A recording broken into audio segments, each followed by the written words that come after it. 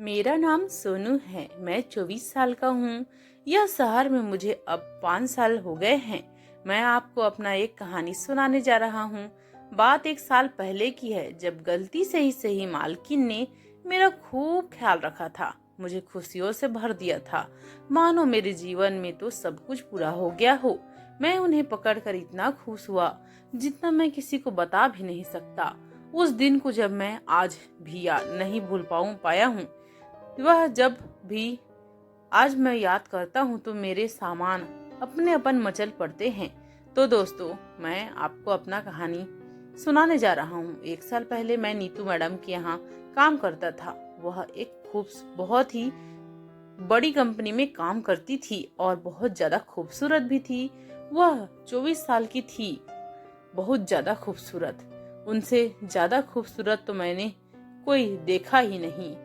उनके साथ एक साहब रहते थे जिनका नाम संजय था। वह भी एक कंपनी में काम करते थे। दोनों साथ में रहते थे। दोनों का शादी नहीं हुआ था। जब मैं वहाँ शुरू आया, नीतू मैडम मुझे बहुत अच्छे से बात करती थी, बल्कि बहुत अच्छा व्यवहार भी करती थी। वह सुबह चली जाती तो सीधा शाम को आती। वह साहब भी वैसा ही, सुबह चले जाते तो सीधा शाम को ही आते। सब कुछ अच्छे से चल रहा था। तभी एक दिन साहब का पता नहीं कैसे तो काम बंद हो गया। इसके बाद सारा दिन वह घर में रहते और नीतू मैडम उन्हें कह कर थक गई थी कि वह जल्दी से अच्छी कंपनी में काम ढूंढे। लेकिन साहब को भी क्या हो गया था पता ही नहीं। नीतू मैडम के जाने के बाद वह सारा दिन घर में रहते और कोई काम नहीं करते। धीरे धीरे दोनों में अब लड़ाइयाँ शुरू हो गई थी। नीतू मैडम के ऑफिस जाने के बाद संजय साहब किसी लड़की को घर लेकर आते और पूरा दिन उनके साथ घर में लगे रहते और मुझे कहते कि यह रहे कुछ पैसे सोनू, तुम नीतू मैडम को कुछ मत बताना। मैं उनसे कहता, साहब आपको डरने की जरूरत नहीं है, मैं किसी से भी कुछ भी नहीं कहूँगा। मैं सब कुछ जानता था, लेकिन मैं नहीं चाहता था कि दोनों के बीच लड़ाइयाँ हो जाए, इसलिए मैंने यह बात किसी से भी नहीं कहा। यह सब ऐसा ही चल रहा था। नहीं तो मैडम रोज झगड़ा करती और दोनों का झगड़ा कुछ देर चलता, नहीं तो मैडम फिर ऑफिस चली जाती। इसके बाद संजय साहब नई नई लड़कियों को घर लेकर आते और उनके साथ मजे से टाइम पास करते। मैं भी कभी कभी खिड़की में खड़ा होकर यह सब कुछ देखा करता और सीखा करता। एक दिन तो दूध जैसी लड़की जो बिल्कुल बहुत सुंदर थी, वह इंग्लिश में कुछ बोल रही थी जो मुझे बिल्कुल नहीं समझ आ रहा था। साहब उसे कमरे के अंदर लेके गए। इसके बाद मैंने कहा, भाई आज जो लड़की आई है वह तो बहुत ज्यादा खूबसूरत है। पता नहीं कैसे और क्या इंग्लिश में खटर पटर कर रही है। मैंने सोचा यह लोग कैसे बात कर रहे हैं तो कैसे करते होंगे। मैं सब कुछ देखना चाहा और वह वैसा ही किया। खिड़की के पास जाकर मैंने सब कुछ देखा। वह थोड़ा अलग ही थी और अजीब सा चिल्लम चिल्ली भी करती थी। जिसके बाद तालियों की आवाज बाहर आती। मैंने अच्छे से देखा तो वह तालियों की आवाज नहीं थी, पीटने की थी आवाज थी। जिसके बाद वह मैडम जो आई थी वह भी हंस हंस कर कुछ नहीं बोलती। यह सब कुछ काफी देर से चल रहा था और यह दरवाजे पर ही बैठा था, जिस वजह से नीतू मैडम ने दरवाजा खोला और खुद ही उस दिन मैं दरवाजे पर नहीं बैठा था, जिस वजह से मैडम ने दरवाजा खोला और खुद ही अंदर चली गई। अब जब वह गेट का दरवाजा खोलकर सीधे कमरे में घुस गई, इधर संजय साहब नई वाली मैडम का ठोका ठोकी चल रहा था। सबसे पहली मेरी नजर गई नीतू मैडम पर। मैं तो देखकर बिल्कुल डर गया। अब तो सब मेरे साहब मेरा खैर नहीं रखेंगे।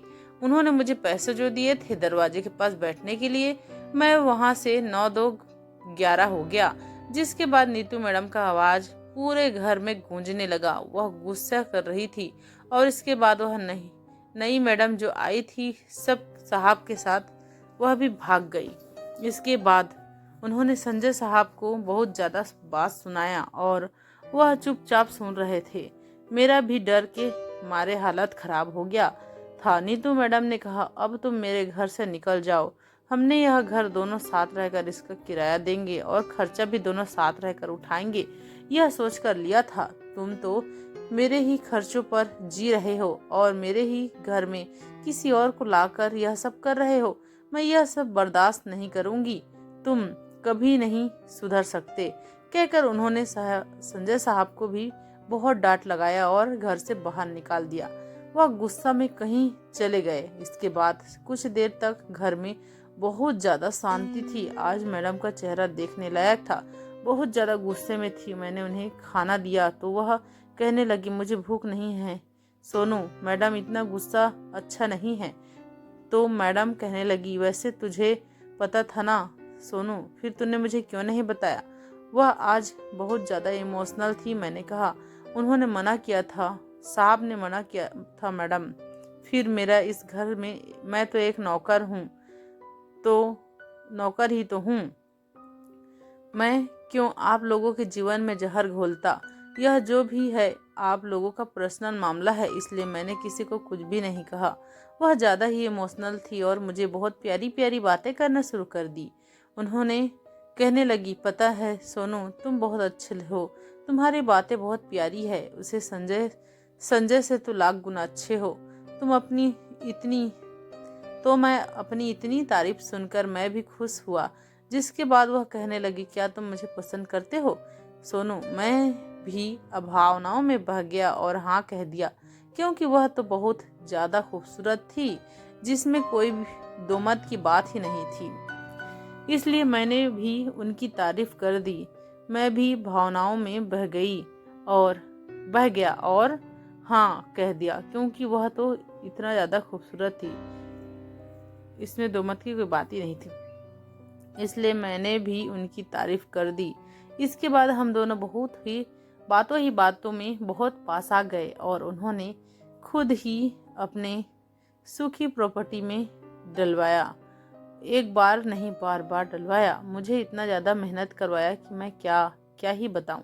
मैं भी बहुत ज़्यादा खुश हो रहा था। इतनी ज़्यादा सुंदर मैडम जो अपने आप मेरे पास चलकर आई हैं, मेरी खुशी का तो कोई ठिकाना ही नहीं रहा। इन्होंने जितनी बार कहा मैं उतनी बार उनकी सेवा कर दिया। यह पल मेरे जीवन का सबसे खूबसूरत पल था। जिसके बाद सुबह होते ही वह वापस से वही खड़ूस मूड में आ गई। वापस से मैडम जैसा रोब झाड़ने लगी और फिर उनका टिफिन मिल जाने के बाद वह ऑफिस चली गई। दोबारा से जब शाम को घर आई तो मैं उनके पास बात करने को गया। वह कहने लगी, क्या हुआ सोनू, तुम्हें कोई काम है। मैंने कहा, देखो ऐसे पूछ रही है जैसे मैं अनजान हूँ और जैसे मुझे जानती ही नहीं। मैं फिर भी झिझकते हुए कहा, मैडम कल जो हुआ था उसके बाद मुझे।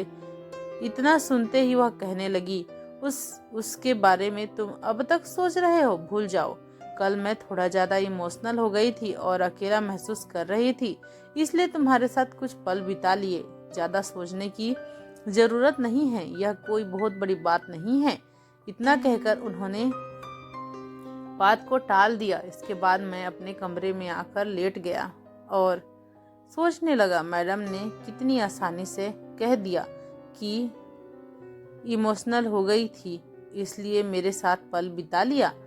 इन्होंने मेरे बारे में एक बार भी नहीं सोचा। मैं तो यह सब प्यार समझ बैठा था। इसके बाद मैं बिल्कुल चुप रहने लगा और मैं उनसे ज़्यादा बात नहीं की। मुझे बहुत गुस्सा आया कि वह मुझसे प्यार नहीं करती थी, फिर भी उन्होंने यह सब करवाया। इसके कुछ दिन बाद मैडम के साथ कोई दूसरा साहब आ गए जिनका नाम साहिल था। मैडम ने कहा, अब से साहिल हमारे साथ रहेगा, मतलब मेरे साथ रहेगा और तुम्हें हम दोनों का ख्याल रखना है। मैं यह सुनकर हैरान था, क्योंकि जिस मैडम को मैं बहुत अच्छा समझता था वह भी कुछ ज़्यादा ही कुछ कम नहीं थी। अभी एक को गए कुछ दिन नहीं हुए थे कि दूसरा आ गया और फिर वही जिंदगी आराम से फिर से चल रही है। यह शहर भी अजीब है, यहाँ ऐसा ही होता है। उस दिन मैं समझ गया कि कोई किसी का नहीं है। अच्छा चलते तक सब अपना है, थोड़ा ही कुछ हुआ फिर सबके रास्ते अलग। और शहर में ऐसा ही होता है दोस्तों। तो आपको मेरी कहानी सुनकर कैसा लगा कमेंट करके जरूर बताना। और हाँ, स्टोरी को लाइक और चैनल को सब्सक्राइब जरूर कर लेना। हम आपके लिए ऐसे मज़ेदार कहानियाँ लेकर आते रहेंगे। धन्यवाद।